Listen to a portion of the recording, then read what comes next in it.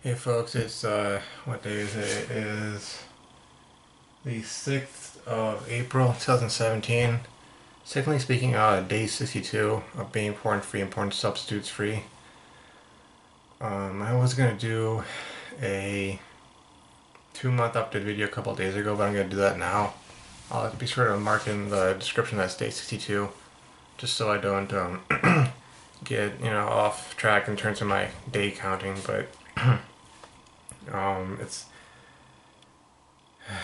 been one heck of a last couple of weeks. Last week was spring break. I just got back from a run. I did like a mile and a half run or jog. I'm gonna go out and do another mile and a half so I can hit my 3 miles for today. But so yeah, broke up with the girlfriend. I kind of flip flopped on it later on because I started like talking to her through a mutual friend and trying to explain the situation and that sort of deal. And I guess she's been trying to kind of pull me back, but it's been an emotionally abusive relationship, to put it lightly, from her to me, basically. In many ways, her acting like my mom acts towards my father, and it's kind of ironic that I could go 6,000, 7,000 miles away and still end up in a similar relationship to what my father ended up in. And all the while, I tell myself, "Oh, I'm not gonna end up like my old man." But so where I am at, and I'm trying not to think about the past, trying not to think about all the memories and so on, because they're like emotional hooks that were sunk in me, and the things that can be used against me, which is kind of like messed up for me to have to look at it like that, but that's how it's turned out to be. So, anywho, 2 months of being porn and porn substitutes free. It's the longest time I've actually gotten through. I think it was like 37 days was the longest last time with porn without porn subs, and then 54 days without porn itself. So, um, things I have gained, um, a lot of mental, emotional resilience and strength. I've learned to not avoid, at least as much, not avoid a lot of the bad things in life. Doesn't mean I've always succeeded. Doesn't mean that I've never had times where I've tried to avoid things, but there's been more of that side of me getting stronger and stronger, saying, no, you gotta face it. You gotta face whatever it is. You gotta let the emotions wash over you, and you just gotta feel it as it is in the moment instead of trying to run away to wherever the heck, even if it's just closing my eyes and fantasizing about being somewhere else and having a wonderful life, or whatever it may be that I would do to get away. I don't do those things anymore, or I at least resist it. It doesn't happen as much. So definitely the mental emotional resilience is going up. um, I'm a lot more mentally stable, I would say, emotionally stable, and I'm actually doing something with my life. So nothing's perfect, and there are going to be ups and downs. There are going to be successes and failures, but I'm no longer, I'm no longer taking that foolish mentality, the foolish mindset of thinking that just running away is going to do the trick. Because the force of, you could say in a sense the force of gravity of life or whatever, that cell is going to pull you back, at least until the day that you pass away, the day that you die. Sorry a bit. My mouth is a bit dry from that run. But yeah, till that day that you die, you're gonna still get pulled back into life, and so however many times you want to run away from it, want to escape it, want to refuse to face the underlying issues, um, want to find some other way to cope with it, you're gonna get pulled back, and your life's not gonna have changed. So, been learning to do that far more often than I did in the past, and I finally got the backbone to say no to being abused, which, like I said, I have backtracked on it a bit. I flip flopped on it a bit, but I did something that, back when I was in that whole cycle, just being like suffering from anxiety, being anxious all the time, being needy, being clingy, being, weak. I would put up with it because it was a matter of, well, at least I have a girlfriend. At least I'm not alone. Likelihood is I stick with her long enough, I will get married, you know. But, you know, it came down to the whole question of like self-respect, you know, choosing self-respect versus just not being alone, not being single, not being, you know, in a relationship. And I had to choose between respecting myself on the one hand and being in the relationship on the other. And, you know, there are other girls out there. There's one in particular I'm interested in. I haven't really done anything in that direction because being in this relationship and even just the whole breakup process and whatnot. But, you know, it's like I've had to essentially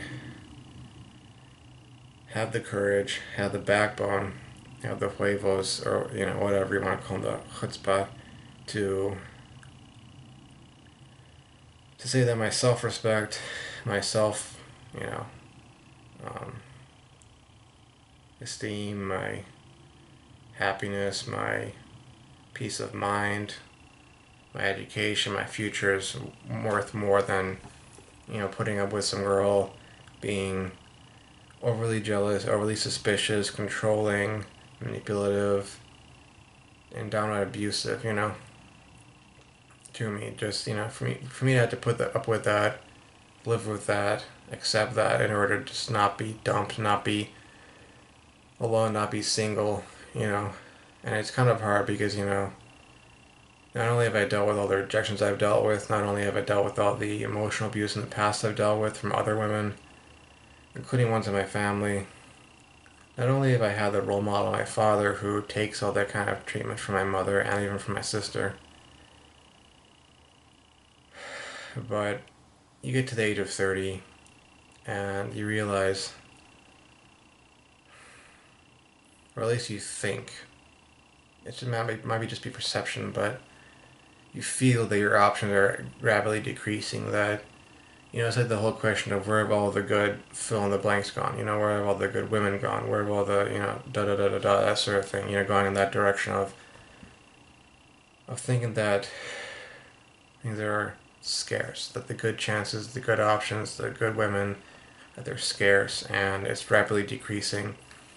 And you reach a point in your life where you're not going to find any good ones. You're just going to have to settle down with one of the ones that nobody else wanted, you know, because you're also one of the ones that nobody else wanted, you know. And it's like, you know, like attracts like. If you start feeling like, you know, you're not a good man, you never will be, you're not attractive, you never will be, you're not smart, you never will be, you're not rich, you never will be, etc., etc., etc., and then you're just gonna have to go, okay, I know this girl over here is, you know, got all these, you know, issues, daddy issues. She's bipolar. She's manic depressive. She's got borderline personality disorder, narcissistic personality disorder, histrionic personality disorder, you know, all these things. But hey, at least I got a girlfriend. At least I got a fiance. At least I got a wife. You know.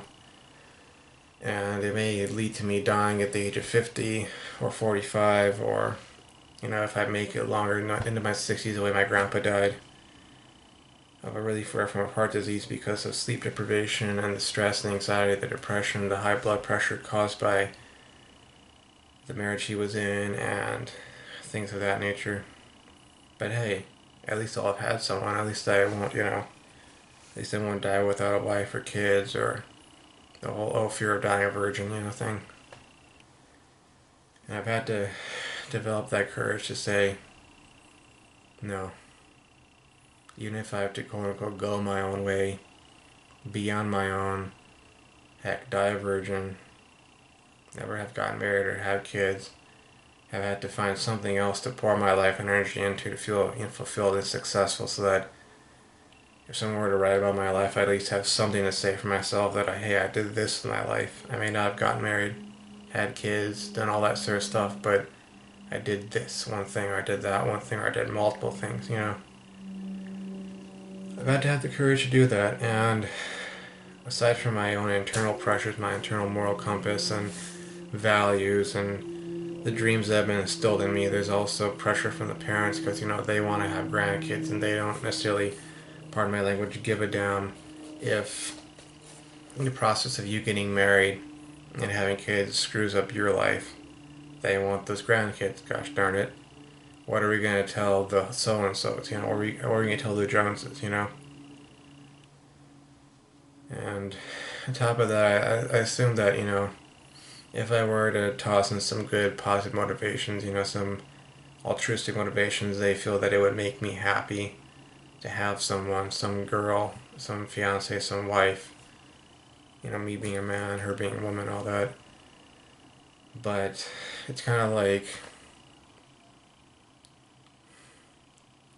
we had this whole internal struggle between wanting to be with someone, like I said, versus the other side, which has been growing more and more, you know, and gotten to the point where I've been able to say no to that, you know, abuse and whatnot that says I want this specific, you know, kind of relationship, marriage, wife, kids, all that kind of stuff, you know, that I want a woman who not only will respect me and love me and treat me with kindness, but is also chaste and has waited till marriage like myself, you know, a virgin waiting till marriage, shares my faith and my values, um, and this is you know what I'm gonna say next is probably like going over into more specifics and therefore probably you know some in a lot of ways probably well not probably but definitely decreases the pool significantly. But I'm studying chemical engineering, and as much as I want to change my major, I'm probably going to stay with it. So I'd like to marry a woman who has studied that field and has a degree in that field, which I will have gotten, you know.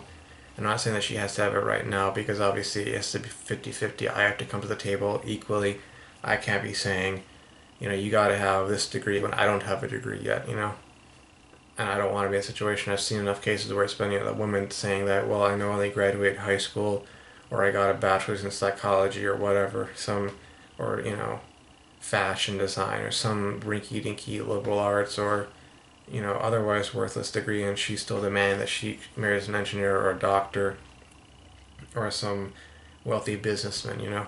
And I don't want to be like that. So I do want a woman who has that kind of education in the engineering field, you know, because it's like I wanted her at the same time, obviously, to be a woman and to have like the traits I find attractive in a woman, you know, physically, you know, but I also want her to have that part of her that's been rationally and logically, you know, rational and logical she's developed by becoming an engineer. And you know, I see that as something that would decrease massively the amount of conflict in the relationship because she would be more likely to understand my way of thinking. And through me studying, you know, various sources and also just learning through life experience, like we could hopefully gain some understanding of her way of thinking. But it would allow definitely a lot less conflict. And then of course there's the fact economics, straight up economics. You know, you have two engineers married together. You know, even if they each separately only make 60K or 70K or 80K, you know, you times it by two, you at least have a six-figure income right there. If they get into the 100K, you know, a year income, that's 200K for the family. And that just, I mean, money doesn't buy happiness, money doesn't solve every problem out there. But if you have 200K coming in per year, especially if you can invest some of that, save some of that, you know, your life is going to be a lot less stressful. That's the thing. It's not going to necessarily be perfect. You're not going to be happy 100% of the time. There are tons of other things that cause problems that have nothing to do with money whatsoever. But having that kind of income decreases stress massively. And I've seen this major problem in my own parents' family where, you know, I'm sorry I'm rambling here, but it's kind of like, you know, it's kind of like the mindset I've gotten into and just kind of expressing my ways of thinking that's changed. And, you know, if one were to check back in different videos I've made, you'd see like, oh, this is, you know, changing his way of thinking. But, you know, I see in my own family that it's been my dad making six figures and us living off his income and my mom basically like either only working on and off, you know, spotty work, or excuse me, either refusing to or being completely unable to work. And it's just put so much stress and so much anxiety on my father, and it's created so much discord between my parents because my dad's having to look at the actual brass tacks of it and go, we can't afford to do this. I know it'd be great if we bought this thing, but we can't. And my mom being like angry that he couldn't buy it for her because buying it for her would be her retail therapy and it would help her not be so depressed, you know. But anywho, having to get to the point mentally where I can think that through and have the courage to actually apply it, that's been the biggest change, you know, from being porn free and porn substitutes free. You know, not running from the anxiety, not running from the depression, not running from the sadness or the feelings of loss, not running from all those uncomfortable negative emotions and letting them wash over me, gaining that mental resilience, that mental emotional balance, and being able to make the hard decisions in life to actually get what I want and get out from where I'm at. And it's hard. It's hard. Um, right now it's like I have to essentially avoid talking to her, period, or talking to her friend, because it's been almost a 3-year relationship, and she knows me really well, and it's kind of like I've given away so many of my secrets, and I know she'd be able to use that to manipulate me and get me back in the relationship, and it sucks, but it's what you gotta do. You gotta learn to do the necessary things, and some of the necessary things are not the happy, enjoyable things. And that's kind of part of the whole no PMO, no Nofap, no porn, and porn substitute, path. You gotta do those things that are uncomfortable, that aren't necessarily nice, but in the long run, they make your life better. And that's kind of the hard part of success. It's like the person standing in line for their graduation from college or from graduate school, from medical school. They could be in their 30s or their 40s, and you see them there. They got their nice suit on, they got the robes, they got the hat, they got all that stuff going, and they're groomed all that well, and they look splendid, but you don't see all the stuff that went into that. It's kind of like the person who invented some new technology, or so you don't see all the hours spent in their workshop or their laboratory, sweating away, or chugging that coffee, maybe getting themselves covered in grease if they're working on some actual mechanical device, that has that kind of stuff involved with it. But you'd see them at the end when they're standing there in some air-conditioned room, giving some presentation, showing the results of their research, or showing off their device, which they designed, invented, built themselves in their garage or whatever, and they have the nice press suit, and it looks out absolutely awesome, but you don't see all the stuff that went into it, and it seems so effortless, it seems so nice, but if you want to get to that point, you got to go through a lot. You got to do a lot of changing yourself. You got to do a lot of hard work and a lot of smart work, and you got to make some hard decisions along the way. So anywho, developing that emotional strength, that mental strength, has been the biggest thing for me with this, because you're saying no to that drug you've been using essentially to get the good feelings and get away from the bad feelings, and instead of working through the bad feelings. So anywho, I hope this video has made some sense. I know I kind of rambled there for a bit, but it's my 2 months update on being porn free and porn substitutes free. Technically speaking, day 62. It's up Thursday right now, so I'm gonna finish recording this and I'm gonna upload it, and then I'm gonna try and go out and get that second half of the run done. It's really hard to get me going today. Yesterday I kind of just lazied around. I took a nap and I missed a meeting with some group members or so. They were supposed to be fixing up some project. I'll have to get on that today, but I am learning to deal with these emotions more. But you have your failures every so often. It's just kind of part of the process. So anywho, thanks for watching. Thanks for the likes, the comments, the subscriptions. Once you finish watching this video, if you smash that like button, leave a comment, subscription, always helps. So Thanks, and keep strong, stay on the path, don't give up, and I think I may put a link in the description to a little exercise to do. It's like a meditation exercise for dealing with those emotions and feelings and that sort of thing, from Initiation into Hermetics by Franz Barton. So, anywho, thanks. See you around. Bye.